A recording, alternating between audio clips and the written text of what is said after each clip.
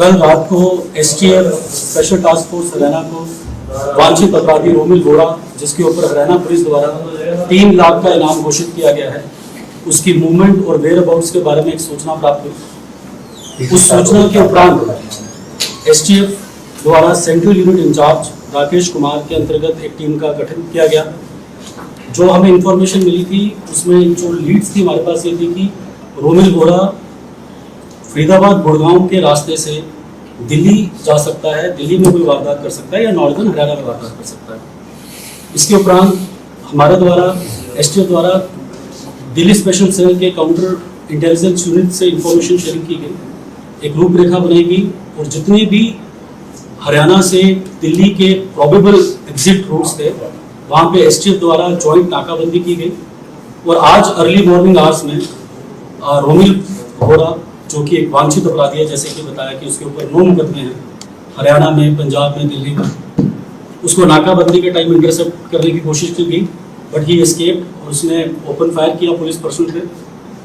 Self defence में STF द्वारा भी क्रॉस फायरिंग की गई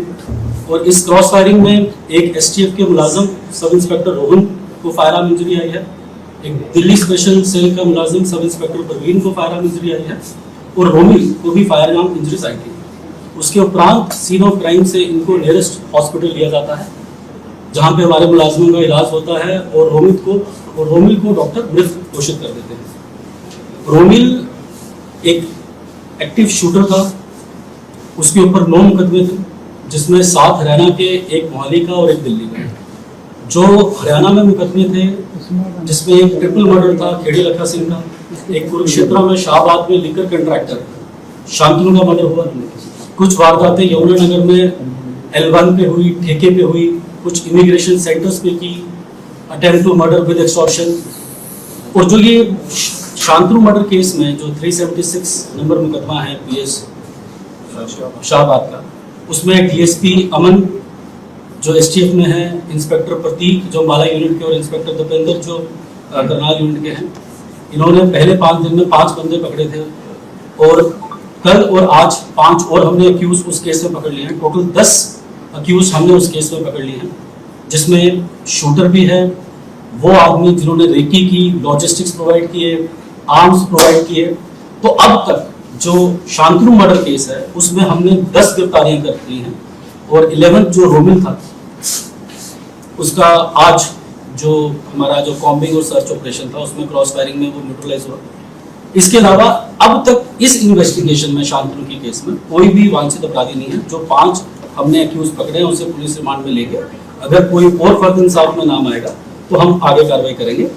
जो फॉरेन बेस्ड इनके एसोसिएट्स हैं हम उन पे भी काम कर रहे हैं।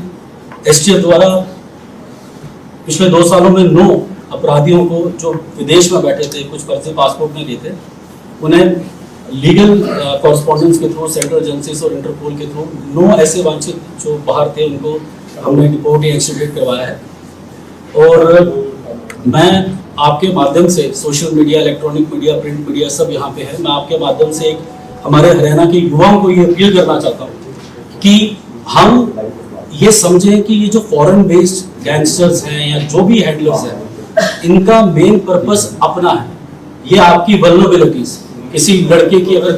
गांव में कोई रंजिश होगी पारिवारिक या कोई स्कूल में किसी से तू नामा होगी, वो इनको सोशल मीडिया में फॉलो करता है, फिर वो उनको कल्टिवेट करते हैं। ऐसे ही किसी को कच्चा लालच आ जाता है कि ब्रांडेड शूज देगा, ब्रांडेड टी शर्ट देगा। आपके ऊपर तो मुकदमे हो रहे हैं और ये बाहर बैठे हुए हैं, फिर कभी आपको छोटे मुकदमे में घुसा देंगे, फिर पैरवी करेंगे, फिर किसी बड़े केस में ले जाएंगे। तो मैं आप सभी मीडिया साथी से ये माध्यम से अपील करना चाहता हूँ, क्योंकि काफ़ी यंग बच्चे इनकी लॉजिस्टिक में हेल्प कर रहे हैं, फाइनेंसिस में हेल्प कर रहे हैं, डेट ड्रॉप में हेल्प कर रहे हैं। तो मेरी सभी युवा बच्चों से अपील है कि आप इन चीज़ों से दूर रहिए। इनके कोई सोशल मीडिया, कोई फॉलोइंग करने से कोई ज़रूरत नहीं है और कोई भी इंफॉर्मेशन होती है आप डिस्ट्रिक्ट पुलिस को या एसटीएफ के साथ साझा